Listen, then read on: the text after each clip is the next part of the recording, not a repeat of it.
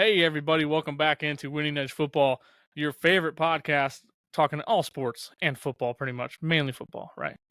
So, we're going to run down a little bit of the championship weekend. Lots of good games coming up this weekend. We're going to talk about college football playoff outlook and how that's going to come about with these championship games. Could be some crazy upsets here. We're going to talk about the transfer portal and a little bit about decommitting and our thoughts on that and how that kind of makes us feel and what morally is right and what's wrong in our eyes. And then we're going to wrap everything up with a little bit of NFL playoff picture, as this time of year, things are starting to shape up just nicely for them good teams. And there's some hope for them not so good teams. So Tanner and I will dive into it. Tanner, how the hell are you doing, buddy? Boy, oh boy, I'm doing just dandy, my brother. Yeah, pumped to go through this stuff with you. What's up, Winning Edge Football Nation? Let's get rolling. Let's roll right into it. Hey, guys, we're still on the pace. I mean, we didn't meet our goal last week of 40 subs on the YouTube side, but we still have plenty more weeks in this world. Well, not every day is given, but I'm telling you guys right now, if you go ahead, drop a little sub on that would help out so much for our podcast and our YouTube channel. And don't forget downloads on Spotify, man. All these likes and things we've been doing. You guys have been doing a great job at kind of interacting with our content. So, and don't be scared to share it with some friends or on your Facebook feed or TikTok or Instagram Reels or whatever. Just kind of give us a little shout out. It doesn't hurt. It's the only way to grow and the only way to support your friends and family. You don't need money. Just a little share helps just as much as funds and all that fun stuff. That so, Tanner, is right. With that being said, buddy, let's dive right into some big college football games this weekend, buddy. It is hardware time. Already. It's hardware time already, man. Already. We're there. Just like that. I mean, it went by so fast. And it then, did. Boom, smacks you in the face. It's championship weekend. It sure did. So, Tanner, what game do you have your eye on right now this weekend that is really standing out to you, bud? Oh my gosh. You know what I'm really excited about? That I think is probably going to be the highest scoring matchup is Oregon versus Washington on Friday. Ooh, high scoring, yeah? High scoring.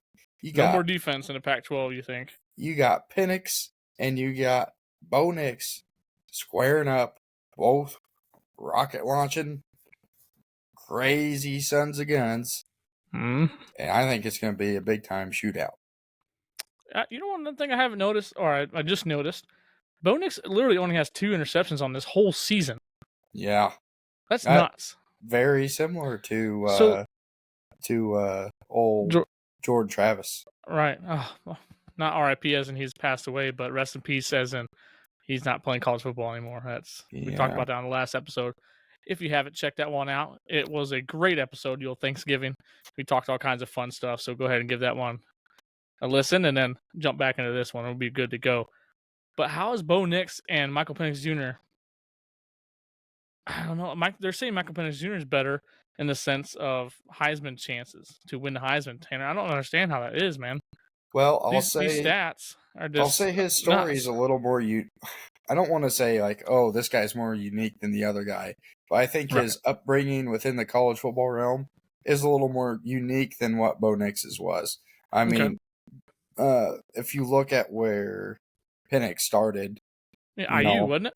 Being successful at IU and then IU letting an absolute gem just leave their program was a all-time mistake on their part. I mean, they got to be doing whatever they can to keep that guy. Yeah. And they didn't. And look at them now. Yeah, they didn't. And Washington's paying it off right now. They're cashing in on their dividends this time of year. Man, it's nuts. I mean, Bo Nix, I think, is a good quarterback. Don't get me wrong. He started at Auburn, wasn't it?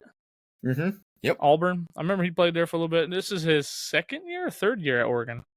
This will be he's a fifth year. He's a fifth-year player. Okay, so he probably played 2 Auburn. Yeah. Yeah, because I mean, I feel like I've been seeing his name for like the last 6 years, which makes sense if he's a 5th-year senior. Like he's been in the talks. Like it's just like one of those guys or one of those players that you just see is like, are they ever going to graduate? Like kind of like a Sam Hartman. Like, dude, man, what are you doing? Selfishly, I'm glad he stayed in the league this long. or I guess not in the league, the college football league this long, just because it makes for great football. I mean, he's not had like a god awful year in all 5 years playing college football. So every team he's been on, he's at least kept them competitive, made some big plays with that rocket launcher arm he has, and this year he's a Heisman candidate, and for great reason. I mean, 5 years to get there, but well deserved. I mean, he's molded into an all around quarterback, and he'll go next year. He'll get drafted by a very very QB needy team and probably get the shot to be the guy. So, hey, hot take right now on the mic, y'all listening. He's going to get taken, and he's going to have a lot better career than the old Marcus Mariota did coming out of Oregon. Yeah. That sucks. So let's get into predictions for this game, Tanner. Who is going to be on top, and who is going to, lose their game and possibly lose playoff chances? Yeah, I'm going Oregon here, actually. I'm going for overall experience, and not to say that Washington hasn't played great competition, but with I'm just wondering if this stage might be too big for Penix. I think this will be a big challenge for him, something he's never faced before, and I think Bo Nix is poised and has waited his whole college career to be a part of something like this. And I really think he just takes control of this game and turns in a solid performance and leads their team to a victory.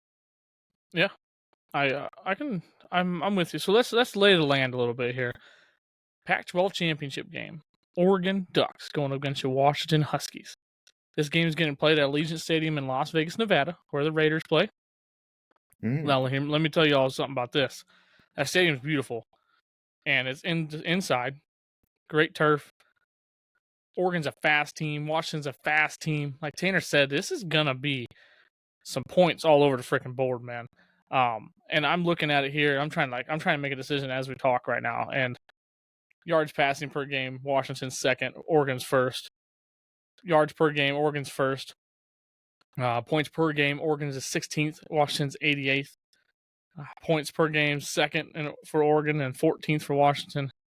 I'm looking at the last kind of 4 or 5 games. Oregon's has been dominating these people, man. Yeah. I mean, they're putting points up and they're not letting them score much. Nope, and they're just sitting right outside of the playoff contention. Yeah, the highest scoring game they had, like points scored against them, was 27 versus USC. And Caleb Williams is obviously, respectfully, good ball player. So, dude, this is gonna be nuts. And Washington's last 5 games, they have barely scraped by winning these games. I don't know. I think at this time of year, you need to be clicking all cylinders, and Oregon is doing that. Oregon will be your Pac-12 championship and boost themselves right up. Ooh, I'm with you. Into the Final exciting. Four. That's exciting. And not even just Pac-12 on the line, right? Championship on the line. Playoff chances on the line. Yeah. This is probably Heisman finalist battle on the line, considering LSU and Jaden Daniels is not playing this weekend in a championship game. So all eyes are on Bo Nix and Mr. Michael Penix. Mm-hmm. This has huge implications of Heisman finalists, Pac-12 finalists, playoffs. Like this game is packed to the gills, and this game is going to be 8:00 on Friday. This is a Friday football game, y'all. Friday night After football. work, get home, put the kids to bed. Let's freaking get after it. Yeah, buddy. Oh man! All right, me and Tanner both on the old Oregon Duckies. The next game that I kind of want to talk about that I think is highly interesting is the Michigan Wolverines versus Iowa. Mm-hmm. Now, a lot of you just heard that name Iowa, and you're like, what are you talking about? They can't score a freaking point to save their life. Well, y'all listen to this. This game is one of Michigan's kryptonites, in the sense of Iowa has a defense that is stingy. These guys are built in the cornfield, and they don't like getting points scored on them because they know in the back of their mind, if Michigan starts scoring points, the ball game's over. Because Iowa's offense cannot compete. Yep. But if Iowa can hang around, get a couple turnovers, you can possibly get an upset here, Tanner. Hey, I like what you're thinking here. Yeah. So if you guys were listening in last week, we had kind of talked about, Michigan's game plan versus Ohio State. Well, I think Iowa has to have the same game plan that Michigan had for Ohio State in Yep. terms of, hey, that defense has got to get some turnovers, capitalize, get points off those turnovers, and they can stick around with Michigan. If they don't do that, Michigan rolls all over those guys. Oh, for Without a doubt. sure. The battle's going to start in the trenches, Tanner, and it's going to end in the trenches. I really do believe this game is, can Michigan overpower and show full display of their dominance with their offense, or they're going to let Iowa push them around in the first couple quarters and hang around until the end of the game. And it's got potential. It's got potential to be one of those grungy, grinded out dogfights. Yeah, and it can. And with everything going against Michigan, and I mean, I know everyone's saying like Michigan versus the world, and I'm kind of behind it. Like a lot of people are doubting Michigan, and they keep performing. No coach on the sideline, Jimmy Harbaugh. He's got to watch from home, and there's a lot of stuff going on in the university. But I think Michigan wins this game. But I think it's not going to be an easy ball game like a lot of people might think, just looking at the records and stats. Like their quarterback has 5 touchdowns. Iowa's quarterback Hill has 5 touchdowns and 6 interceptions for the season, dude. Newsflash: what game is this? This is game like week 12, 13th game, not week, but 13th game, and you don't even not even in double digits yet. Yeah, the running back has more touchdowns than I think every player on that team alone. Michigan's running back, 22 touchdowns. So Blake Corum. Oh, I don't know. I think Iowa can hang around for a little bit, but after halftime, Michigan comes out and lays it down on them. Yeah, I mean, I know you haven't been high on Michigan all year, and I understand why. I understand your points, Tanner. But I think they are showing that they're wrong all year. So I mean, they're like they're the Georgia Bulldogs of the North. Yeah, I'm not gonna put them that high, but I don't know, man. I mean, they've proven me wrong all year, and I'll say I think they beat Iowa, go to the Big Ten, win the Big Ten championship this weekend, no doubt about it. I mean, Iowa's gonna have to play that stingy, rock solid defense against a pretty solid team. So, yeah, Michigan's gonna win. So they've proved me wrong. They'll continue to prove me wrong. Okay, that's fair. Yeah. And this is a lot coming from a Notre Dame fan, guys. Like, I despise Michigan, but I love the style of play. I love the Big Ten. I love how they play ball up here in the North, and it's hard not to kind of get on the bandwagon, even as a Notre Dame fan, which is like vinegar coming out of my mouth. Real quick, hopping back to the Oregon-Washington game, I forgot to mention, Oregon's a 9.5-point favorite in this ball game, Tanner, and the lower-ranked team. Yeah. So Vegas is on the Oregon Ducks. So that's another key point to keep in mind. Yeah. What's another game that you were kind of eyeing as well, Tanner? I think there's about 2 more games that are pretty like up there in the especially college football realm of playoffs. So we'll see what you have. Yeah. So another big game for me, which is going to be, absolute must win. Florida State versus Louisville. You are not lying, dude. Florida State proved that they can win without Jordan Travis.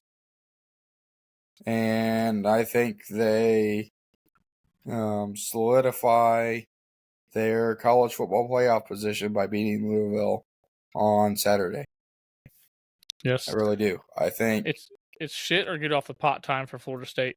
If you lose this game, you are not getting into playoffs, and you have no chance whatsoever. Yeah, and there's too many great one-loss teams. You're not going to get in. You have to. I mean, you're absolutely right. Yeah, you have to. But the good thing is their backup quarterback, second string guy, has proven to be serviceable. His turnover margin is pretty good.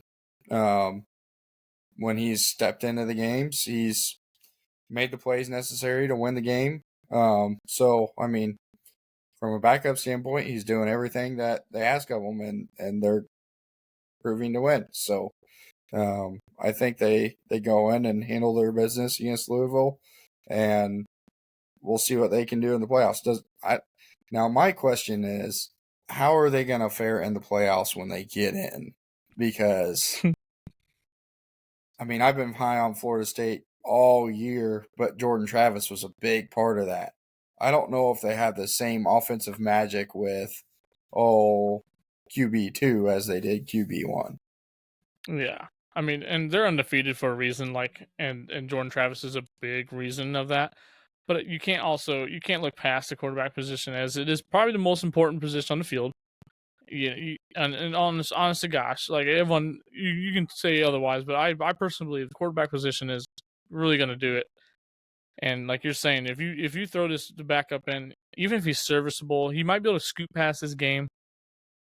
But the playoffs, that's a whole different ball game. And Florida State's schedule is pretty weak, and a lot of their games they've kind of scooted by on fumes, even with their big quarterback. So Yep. I don't know. Yeah, On it the kind flip of side, reminds me of how the Colts are doing right now. They yeah, got a like we got our serviceable backup. quarterback Yep. backing up, came in for AR, and we've won some games. They've been close games, but come playoff time, if they end up making it, which right now they're in, Especially that Bills I'm loss. just Thanks, Bills. yeah, I'm just not sure how they fare. So it'll be interesting to see how it pans out. And hey, who knows? Maybe we'll get proven wrong by them, and they'll do great. Yep. I hope so. Be cool. And on the flip side here, Louisville's run out of fuel. They had a really good Yeah. start this season. They've been really getting after it. Last couple of games have been real tight for some kind of mediocre teams. So they go into this game. Obviously, they're going to be hyped. This is their Super Bowl ×2. Otherwise, besides the Notre Dame game that they played very well in. If they can play like they played against Notre Dame, they beat Florida State for sure. Mm-hmm. But like I said, they're kind of running out of fuel, and I just don't foresee that. Butter now. Yeah, I don't foresee that happening. So Florida State wins this ball game, and they get in as your Final Four team. That's our predictions here on this Winning Edge Football Podcast, baby. Last game I really want to cover is the Georgia Bulldogs going up against the Alabama Crimson Tide. Right now, Georgia's a 5.5-point favorite. Talk about firing on all cylinders right now. Mm-hmm. Alabama is absolutely firing on every single cylinder possible, and they're clicking. They finally figured it out. Everyone was kind of out on them all for the first 7 games, and we started getting in the back half of the season, and they're like, oh, wait a minute. Alabama's still Alabama. They got a damn good quarterback. Mr. Milroe himself, he can provide a good ball play. Yeah. Their defense, I think personally, the Alabama defense is better than Georgia's defense. Hands down. And that's my opinion. Oh, my Georgia has goodness. a 10 times better offense than Alabama, though. Don't get it twisted. Oh, yeah, 100%. 100%.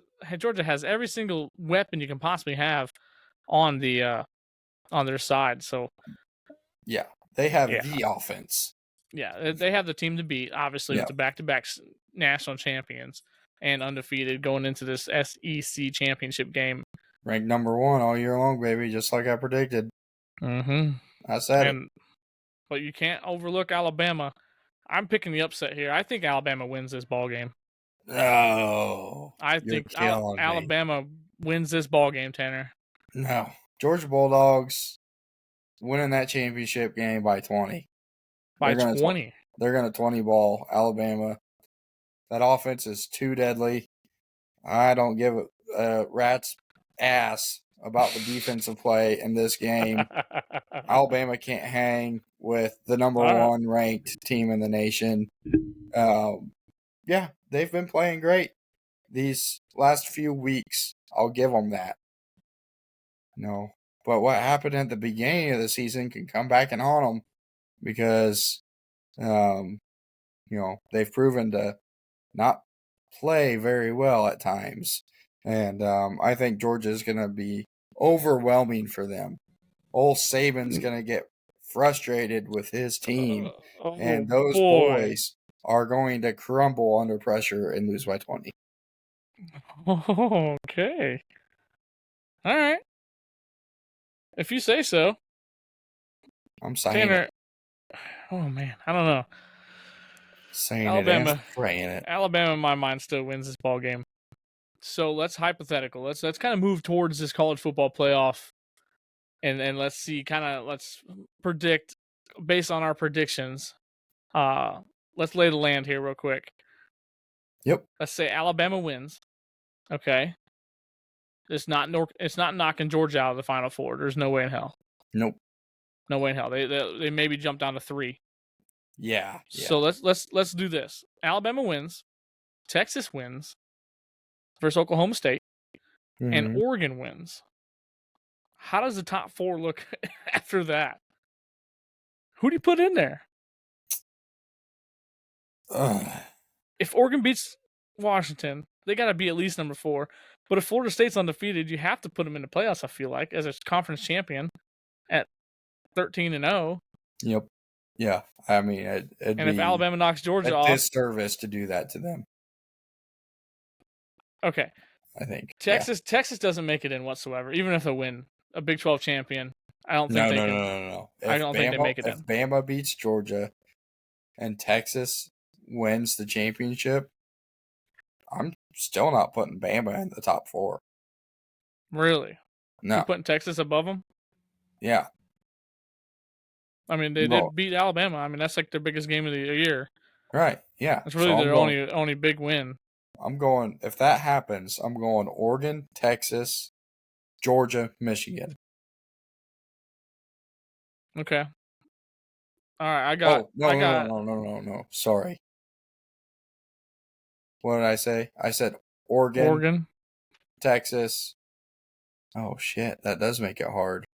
That's what I'm saying, dude. There's so many hypotheticals we can do here. I'm still leaving Texas and Bama out. I have to. There's no way I can leave out Florida State. It's got to be Oregon, Georgia, Florida State, Michigan. It's got to be. If that's how it goes. I'm with you. Just because Georgia has one loss, well, fuck, so does Bama. So does Texas. Yeah, but you also got to look at who they played, right? That's what the committee goes off of. So if Alabama is a SEC championship champion and Georgia goes down to 3, Alabama's in at 4, even with the Florida State win, but you can't put them in there. No. So it would be so Georgia loses. You got Michigan 1. Yeah, Michigan. Oregon 2. Yeah. Georgia 3, and then Florida State. No. I think you have to flip. I think Florida State has to be at 3. And then Georgia 4, which would make the first game Michigan versus freaking Georgia in the college football playoffs, which would be freaking gnarly, dude. Which probably there's so should have many been good the championship game. You know what I mean? Oh my gosh, dude. There's so many good teams, especially the one-loss realm. Ohio State, you ain't doing nothing. They don't even expect to move up. You haven't played. No. It really hasn't impressed anybody. I don't think. Even a Notre Dame loss or Notre Dame win was not even that impressive in a sense now, especially how Notre Dame's season panned out. It's like you can't bank on that. Oh, man, dude, thank God I'm not on the committee because that's a hard pickings. I mean, you hear us right now going back and forth. I mean, like, we're just 2 people. Yeah, we're just 2 people trying to put our little brains together. We're not far off by any means. It's just like a little nitpicking, but that's how it's going to be. They're going to have to find every little inch, and like. But you know what though? It'll come down to the ratings. It'll come down to what's going to get the best ratings and the best matchup. Oh, for sure. And that's I think definitely in the forefront. If we go by ratings, Michigan and Georgia have to be, they have to be set up to be in the national championship game. Yeah. Yeah. Yes. Absolutely. They have to be the 1 and 2 team in a sense of the last 2 teams standing. Yeah. And so they can dogfight it out. I don't think Oregon can fare up to Georgia. I don't think Oregon can fare up to Michigan.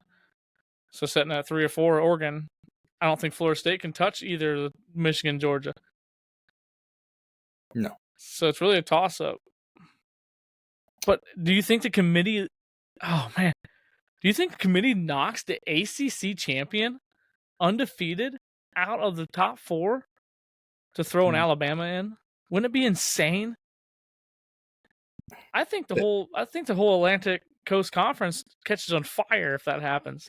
The committee does an amazing job at pissing me off. So I would not put that past them. I know, but that's a possibility. You heard it first, though, right here. Winning Edge Football community. Let us know how you guys think about this. This could shape up so many different ways. We could sit here all night going through hypotheticals, just trying to understand what's gonna come, and that's why we love college football. Absolutely. And personally, that's why I love college football 10 times more than the NFL. There's so many good ball clubs, and I cannot wait for a 12-team playoff next year. It's going to be awesome to watch because that's going to really put you through the gauntlet. Like, you really have to be a bad son of a bitch to roll through that 12-team playoff and even win a natty after that. Yeah, yeah, for sure. You hate to love it, you love to hate it. It's exactly. It's gonna be brutal, and I'm gonna love every minute of it. I love it. So Tanner, let's man, that's some good stuff there. That's some juicy diving in on some college football playoff. Let's switch gears a little bit, and let's talk a little bit about transfer portal and decommitting. A lot of stuff has been going on with all these commits. Oh yeah. Say, I ain't going to that school no more. What's your thoughts on decommitting? Man, maybe I'm old fashioned. But I think if you commit to something or somebody, and you put pen to paper down, or you shake a hand and say, I'm doing this, stick to your fucking guns. Yeah. Like, unless something drastic or life altering happens, stick to your word. Stick to what you signed up for, and you committed to a team for a reason. Yeah, bear down and do what you got to do to put yourself in the best position with the program that you committed to. Yeah, and guess what? If you don't like the situation, with the transfer portal, with the transfer portal so lively, try it for a year. If it's not what you thought it was going to be at all, then leave. But at least you showed up. Yeah, and put forth an effort. Right. That's my thing. Like, all these people decommitted from Colorado. Like, I understand Colorado. That did not go to everyone's crazy expectations. For one, they were a one-win team last year, for God's sakes. No kidding. And now all you can talk about is Colorado. They have more screen time this year than even Alabama, even Alabama and Georgia. Colorado's been front right there at ESPN all year long. So even that's a win. But then all these kids are leaving. Now, is that because they think Coach Prime is leaving? No way. They're just leaving because they don't want to play at that level, quote unquote. Yes, yeah, that's what I believe, 100%. You don't think Prime's leaving Colorado? No, he's staying there for sure. Yeah. Unless he gets paid, unless he gets offered. He's not a guy to decommit. I'll say that exactly. And then his press conference, it was a press conference, but they were talking. It was a couple weeks ago, and how he was saying, like, we're not an ATM, like Colorado. We're not an ATM. We're not just going to keep handing money to these kids that don't really even want to be here. Like, this isn't a trust fund. Like, I want people here that's going to play and give their damn heart out to me and to school. Winning and losing is what it is. And I don't know. I like listening to Prime and how he delivers, his content to the media and everything. Everyone hates him for it. Like, oh, you can't. Yeah, he can say that. He can say what the hell he wants. Yeah, that's his team. He talks like a real person, and he speaks with conviction. And when he speaks his truth. Nobody else's truth, except for the Lord's, which is awesome. Yeah, love to see that. But yeah, no, I think he sticks around, and all those guys that are jumping off or decommitting, going to the transfer portal, whatever they're doing. I'm sure they're going to have some regrets in the future and look back at the situation and wish they hung around a little longer to be a part of something great and special. But, there's all sorts of opportunities out there, and people are going to go wherever they think the grass is greenest. And that's the problem. The grass, and that's the number one saying everyone says. Any old head that talks, and you should listen to most people that are older than you, respect your elders in the sense of they've been there, they've seen it, they've done it. That's why they speak on it, right? The grass is not always greener on the other side. There's instances where there is greener grass. Maybe. But it's all about perspective and moral standing. Like, you have to, like Tanner said, you have to stick to your word. I want to play for this university. I sign on this dotted line. They've committed to me. I filled that roster spot. They stopped recruiting that roster spot. Let's say, especially if you're a high output, recruit. Yeah. Why would I need to recruit more of them? I already got the guy. And he goes and decommits, and throwing a wrench in there like that, that's a bad look on the player. It is. And that's one reason why this is football, but this is why I hate the NBA. It's a whole bunch of sorry-ass millionaires that just think they run the world. And it hurts, in my opinion. I mean, this is just solely opinion-based, but I really think when you put a program in that situation, other programs are going to look at that too, and that's going to hurt your credibility. Yeah. I mean, there's no way it can't. Yeah, that's going to be a conversation. Yep. If I'm a head coach of, let's say I'm coaching Michigan, and you were going to go play at Georgia, and then you decided to decommit and come to my school, that's the first thing. Why? What was the reason for decommitting? Yeah. Why are you thinking that way? Why do you think you have a better chance here than there? One. And two, can I trust you on a football field if things are not going to go your way? Are you just going to quit and try to leave? Yeah. What's going to happen when you hit that adversity when you committed to my program after decommitting somewhere else? Yeah. You know what I mean? And you hope because, usually the player's pretty talented if they're doing that. You hope that, since they're that good of a player that they really buy into what you're doing, but apparently they didn't buy into what the other program was doing. So how are you gonna, where's that expectation there? Yeah. And granted, we are talking about young adults, right? 18, 19, 20, 21-year-olds. They're still trying to figure themselves out. So we'll give a benefit of the doubt to that. But where's not your father figure, but where's your parent figure? Like, where are they at? Like, how are they not telling you, like, hey, like, you can't just decommit, you can't just leave or say you're not going to do that anymore and go greener pastures. There has to be some type of groundbreaking shit that happens in this younger generation that you have to work your ass off for everything you have, and you have a God-given talent of an athletic standpoint, and you're getting a free education, which doesn't matter anymore. And we can go on a whole spiel about that. That doesn't matter anymore because you're getting paid to go play college football now. So who gives a shit about school? So that's why these people they're just leaving. Well, yeah, I get what I want at a snap of a finger. I can get what I want right now. Exactly. Everything's given to everybody right now. Yeah. No one has to grind out and really bust their shit for it.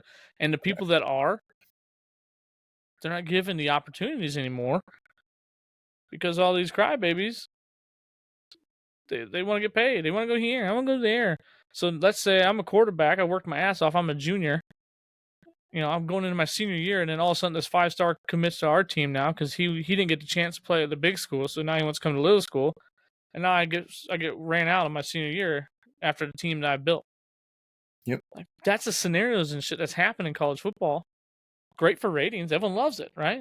Everyone likes watching it, but the reality of it, man, it's tough. And that's why I knew this NIL situation, getting paid and all those things, not going to ruin college football in a sense of ratings and popularity, but it makes it kind of hard. It makes it like the NFL. Some guys get paid a lot of Yeah. money. You start you level off a little bit. Now there's NIL stories that are heartwarming and great. For You know, sure. guys using the money for good things, not their own selfishness, which is awesome. Absolutely. But not everybody works that way. Greed is a powerful thing, and Greed's the devil's best friend, y'all. hey, money's the source of All evil. all evil. Yep. So, Yeah. And anyways, the last thing I'm gonna say on this topic is the fact that yes, if you are a stud and you should get paid in the sense of name, image, likeness as what it came out in the first place to be. Nope. Right? Like they're buying number 5 jerseys. Oh, that's my jersey number. Wait, he's wearing that. How many money did they make? Oh my gosh. Before I got here, no one was in the stands, but now we're here and we got a good team around us. Yeah. Now everyone wants to come watch. Yeah, give me a There's cut some of that. kickbacks, yes. Yeah. And then the old story of free education, that's awesome. But these kids still have to live in the sense of they can't go work. This is a full-time job in a football and school on top of that. So Yep. yes, incentives I believe are okay. Yes. Like Reggie Bush when he was dominating and getting and people are helping him out, living situations, helping his family. Like, why is that not allowed? Yeah, why is that a crime? Why is that was crime? that penalized? Yeah. And then now you this day and age, doesn't matter. Yep. Throw some money at it. All these boosters is raising all this money. Like, you know how much money we can raise for a lot better things Yep. in this world if we just come together like we come together for football and other sports. But anyway, that's our take on it. Let us know in the comments below what you think on it. Obviously, we feel pretty strongly on it. Just interesting stuff. I'm sure some people out there are triggered right now, and That's okay. I'd love to hear their feedback. I'd love for sure. to. I We'll want get to them on hear the podcast. I'll sit here for an hour and talk. I love it. Jump on here. Give us some. Come on. Give us some of your instant reactions. Yeah, I can agree with that. So now, what else is interesting in is going on in the sports world, and especially football, is the NFL. And the NFL playoffs are they're starting to shape out, Tanner. They're getting their shape. There's a lot of good teams, and a lot of good teams that are outside the bubble. Now, Tanner, I don't even know where to start with this. I guess we can do AFC, and then we can go to NFC, and just kind of go down and see who's on the bubble and who's not. Who's going to get in? We'll start with the AFC. Do it. AFC right now, the leaders is Baltimore, Kansas City, Jacksonville, Miami. Those are for sure ins. Pretty much, they're projected to win their division. The AFC North, South, East, and West. Yep. And then you got your wild cards. Pittsburgh, number 1 wild card team right now because their record is 7-4. The Cleveland Browns, 7-4. They're number 2. And our Indianapolis Colts, Tanner. We had a whole great talk last week about the Colts' chances for playoffs. Woo. And I think they listen. No, I think Chris Ballard has been listening. Yeah, buddy. And I think they're understanding that we are not dumb. We got this shit, I think. I think if they fulfill the plan and execute, we have a chance to stay right there on the cusp and rock and roll, dude. I think we even might jump Cleveland here a little bit. Cleveland's on the downfall. Hey. I think we can. I think within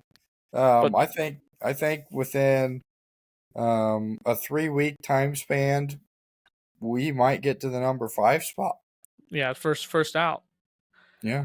So the teams behind the cut right now is your Houston Texans. They've been playing some good ball. Denver Broncos, I think they're on a 6-game win streak right now. Yep. Insane. So, I mean, they're hot. They're getting hot right now at the right time.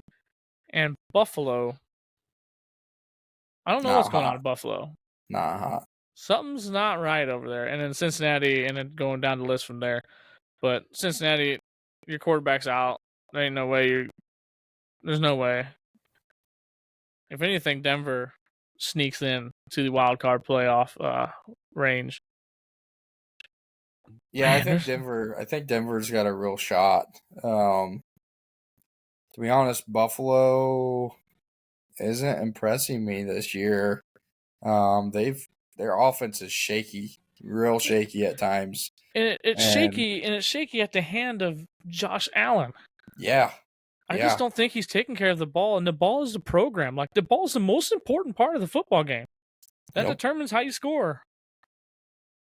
And he's reckless with that son of a bitch. I understand, be confident and get it, but sometimes, man, I don't know, just the recklessness that's happening with Josh Allen. It's scary. It's scary to yeah, watch.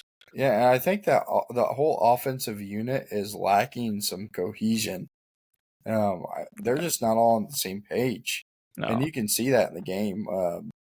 There, there's there's little nuances of the game, whether it's a guy sits on a route or he follows through and keeps going, or Allen throws it to a certain spot and no one's expects a there. guy to be there and nobody's there, and he ends up throwing a pick.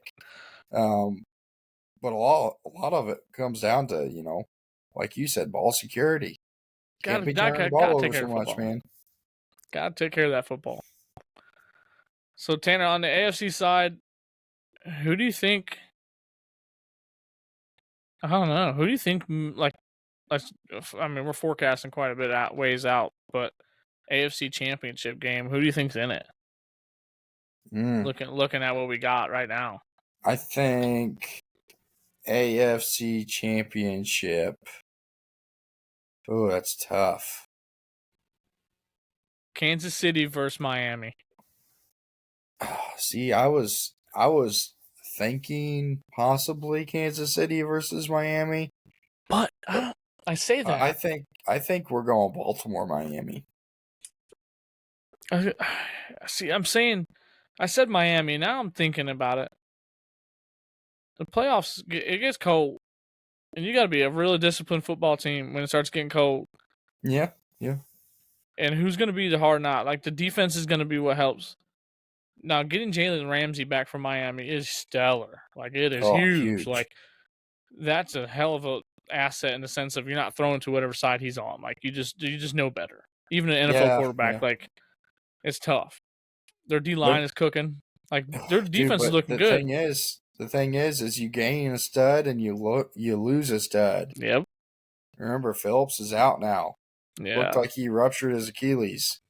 Hey. So you get Ramsey back, you lose Phillips, and is your defense any better or worse? I think it gets worse, to Yeah. be honest.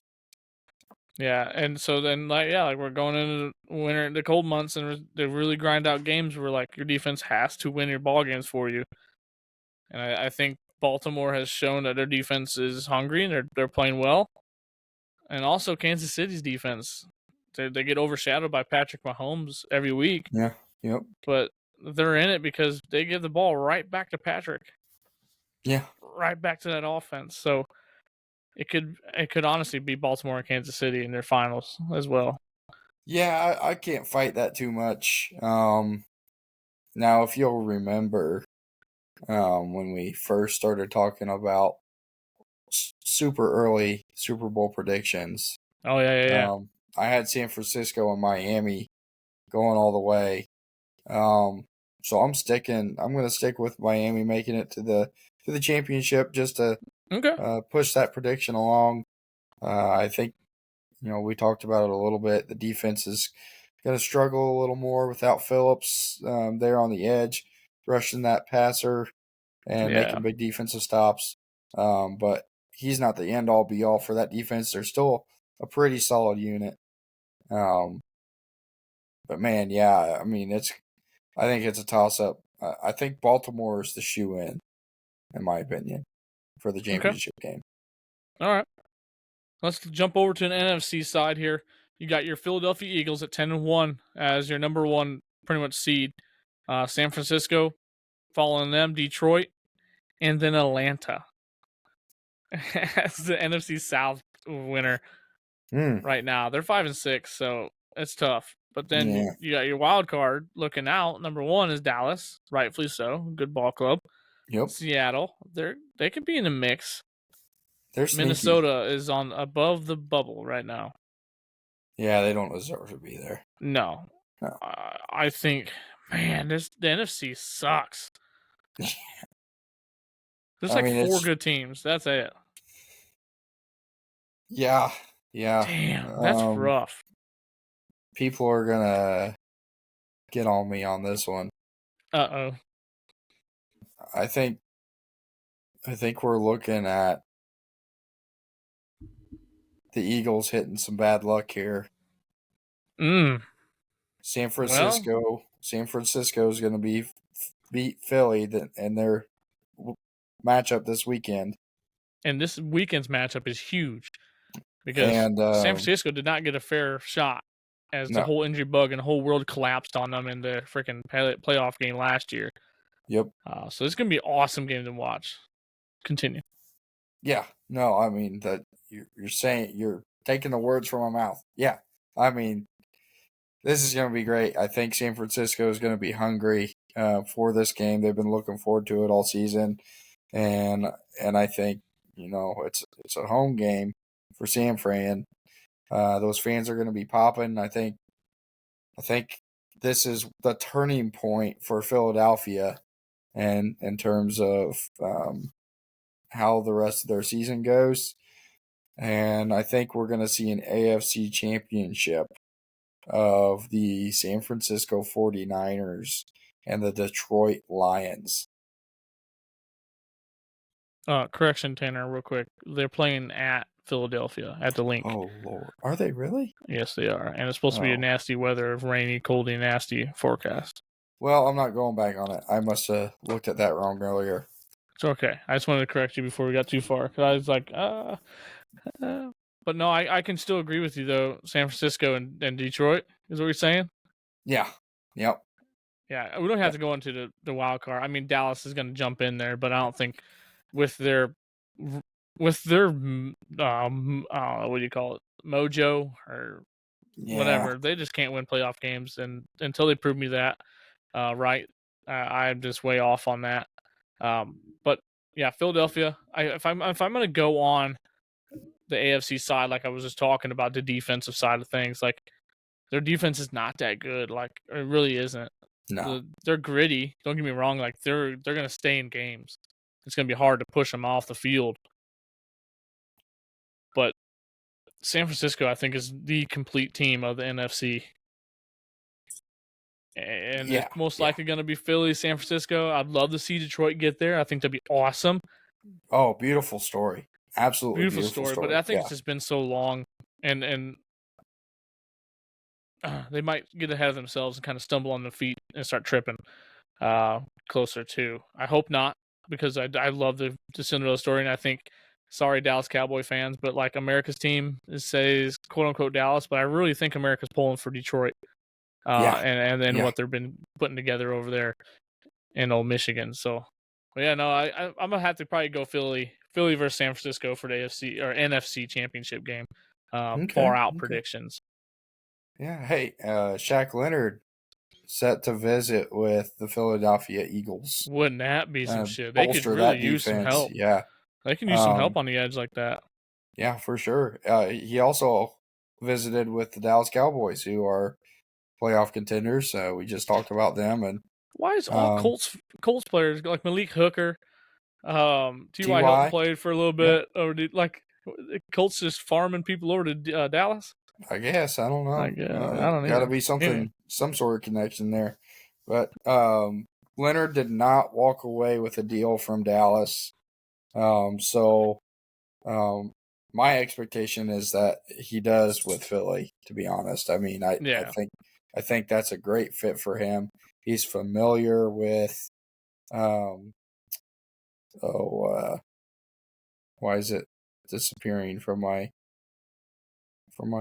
thought here? Head coach Sirianni. Yes, has history with Nick Sirianni with the Colts in the past. So yeah, I think that's a great fit for him. Be familiar with what they do there. A lot of nuances in that program that the Colts had. Obviously with head coach Sirianni's flavor mixed in there. But yeah, super good fit for him. Honestly, I hope to see him signed there. Still my favorite player. I will probably get a Shaq Leonard jersey for I was the just gonna ask, for you the gonna purchase a Philadelphia Eagles. jersey Yeah, if he yeah. gets in that beautiful Kelly Hey, green? nice little collection. Yeah, I got to get the old school color Yeah, too. don't be I getting mean, new. Get that classic. nice, yeah, Yeah. classiquito. Oh yeah. Very nice. Well, that'd be awesome for Shaq, man. Like we were talking about last week. Very unfortunate news, but we knew he's going to land somewhere. Someone's going to pick him up. He is an asset Yeah. to a team, and maybe even if he might have to take a little bit of money off a deal just to solidify himself into place. And especially if you go to Philly or a playoff contention type team, and you go win a ring, then you have a little chance to negotiate, and then get back on the feet. So good for you, Shaq. Great person. Great story. I heard about him. About he got cut obviously that day. He still showed out, like we talk about commitment, right? We shaking hands. We're telling, hey, I'm doing this. He still committed and handed out turkeys and meals to the families in Indianapolis for his drive. So Showed good up for to the him. game. And he showed up for the game. Like that's a guy that I would want on my ball club. Yeah. Like he has brothers on that team. Like relationships as you build, and stuff like that is why I get confused about the industry. And I know business is business, but that's the type of asset that I would really like to have on my team, and I'd pay for an asset like that if I'm an owner. But yeah. Let hey, him work through his shit. I mean, yeah, let him work through it. He wasn't back up to his, old Shaq self, but he was getting there. And I think if they gave him some more time, he'd have made how it. the hell do you get there, Tanner? Right? Repetitions. Yeah. You have to get back into it. You can't just a couple drives here and there. You have to let get him him back play in the ball. flow. Yeah. You And have he to let him get wanted in the it. flow. He wanted it. They never gave him a shot. And in my especially opinion. with this team, the Colts, we're in the wild card right now, but before that, like it wasn't looking too hot as a Colts fan. Like, hey, now's the time to get him repped up. So when he comes back next year and our quarterback is ready to go, freaking AR5, man, slaying that ball. Can't wait for next year. But like things like that start smoothing out, and then he's full throttle. He can roll him and Franklin as linebacking crew. Golly, man, it'd have been awesome. But yeah. Story for another day because it ain't gonna happen no more. Nope. That ship sailed. That does sail. Tanner, before we sign off, we haven't hit on this a little bit, or in a while actually, is the mental health stuff, man. You got any mental health wisdom for the Winning Edge community? I know I put you on the spot there, but if you don't, that's okay. We can Google something up or. Well, hey, I want to talk a little bit about self-confidence. Okay. Let's do it. I like to think that, the best confidence in the world is, outside of confidence in our Lord and Savior, Jesus Christ, is self-confidence. How do we instill self-confidence? What are some things that we can do to bolster our confidence? And the first thing is, positive thinking in general. We start thinking, hey, I can do this, or I'm gonna start doing things to set me up for success and give myself this confidence. Come up with a plan. Talk to people about what you want to do to make yourself better. Some goals, some self-attaining plan. goals. Yeah, a plan with achievable goals breeds that self-confidence. Start small. And aim a little low. Yeah. Slowly build it up, and then you can have some bigger goals too, some longer term goals. Yeah, I mean, you don't have to come out there swinging for the fences, knocking stuff out of the park. But I'm telling you, you start stacking small victories on top of small victories on top of small victories. Undefeated. It'll lead to some big time things, life-changing things in your life.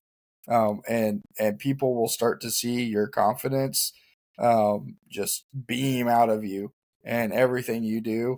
And what self-confidence turns into is confidence in those around you and what Yes. you're doing and Less doubt. what you have to bring to the table. Something I, as a quarterback, struggled with early on in my playing career, and then you know that confidence can make or break you, but also not non-football. I mean, just in your everyday life, in your job, in your Fatherhood. marriage, and as a parent, as a friend, whatever it may be, um, you have to have the confidence that you can provide and support and be an asset in all things. And once you Yeah. start believing that, I truly, truly, in my core, think that um, you'll start seeing some miraculous turnover and and how things are going for you. Yeah. That That's beam my of bet. light will shine through you, and like Tanner said, it will attract others as well. And like I'm feeling damn good today. Biggest reason, smallest victory in the world, but I got a freaking haircut. And I haven't had a haircut in a long time. Like Yeah, I actually buddy. went down and got my haircut. Like it felt good, and I walked out and I'm like, dang, like a little self confidence, right? Like I'm feeling okay. Like I don't feel like I'm just slapped together, you know. And what does that do? Like you come home, I have this little beam going. I'm like, hey, you know, I'm a little jittery, right? Hey, Yeah, buddy. things start going good, right? And like we bedtime in our house has been kind of tough for the children the last couple of days. And what did we do tonight? We executed the damn plan. We worked together as a team, and I think it all, like you said, it compounded from the self confidence, right? That little haircut, that little victory. I was able to bring that energy home and fulfill it, you know, and beam that light on everyone, on the kids and my wife.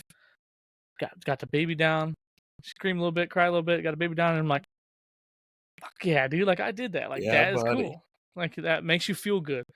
And now it goes into this podcast tonight, recording with you, having a great time, having a great conversation, fellowshipping with friends and loved ones, and to keep compounding that to build a hell of a week. And guys and guys and girls, we talked about this. You know, we don't talk about mental health enough, and we kind of fall into the same trap, you Mm. know, as everyone else. But take a step back, find something, that small victory, achieve it, be victorious. There we go. Yeah. See, I can't speak of words very good, all right, guys, but I'm still here speaking to you. All right, I'm trying my best. Let's find those little wins, take those wins, start compounding. Eventually, before you know it, ain't shit you can't do. Yeah. Yeah. I Put your mean, mind to mental it and health, put your man, abilities to it. the shit can make or break you. And Yes, sir. I think one of the biggest proponents of mental health is how you groom yourself to have confidence in yourself and the things that you do every day. So Absolutely. so take what Just you keep want from grinding. that. Um, you know, and we'll keep on chugging along. Go get a freaking haircut. Yeah, go get a No, haircut. Shave but your beard. yeah, Pick little your nose victories. Yeah, hairs shave your out with beard. Yeah, some tweezers. pluck your I don't nose know. hairs. Do something fun, Small right? things. Small things lead to big things. That's all I'm That's right. saying. If the ladies out there listening and you feeling a little down, who cares, right? Maybe put a little makeup on, make yourself feel like you really love yourself. Find that love for you.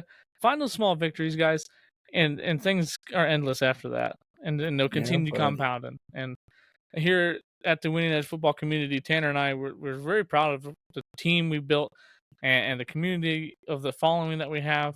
You guys are all generous people, and we love you very, very much. And you guys continue to support us, even if our flaws. Like we haven't had perfect episodes, and we probably won't.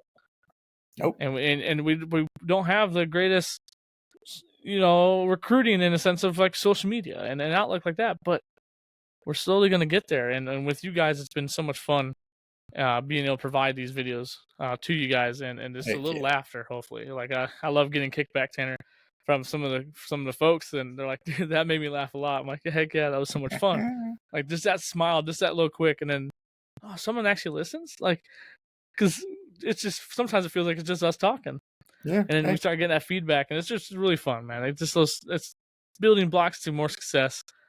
And we just appreciate the hell out of every single one of you guys.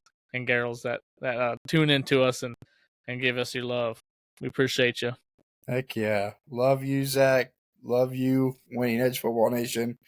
Hell Don't yeah, dude. forget, it only takes a second to share, like, subscribe, type a little bit in and comment on Yeah. our stuff. All that helps us promote our deal, get this Promote our content out to deal. everybody, and Yeah, love on each other. So that's right. And it promotes our deal, and it also just gives us a little feedback that we know you're out there, right? We know we're connecting with you somehow, some way, and that's all we want to do. We want to connect with you fans, and really just bring that in, right? Bring this tight knit community, and really build something awesome.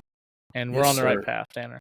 Tanner said it best: like, subscribe, comment, especially subscribe. I want to see 40. That'd be so sweet. Get to that 40 mark. Yeah, buddy. And I think we're at 31 or 32 right now, so we're right there. 9 more, guys. Come on. I know you guys can do it. Come together, share this stuff. With that, Winning Edge Football, we'll see you guys next week. We are out. Peace. See ya.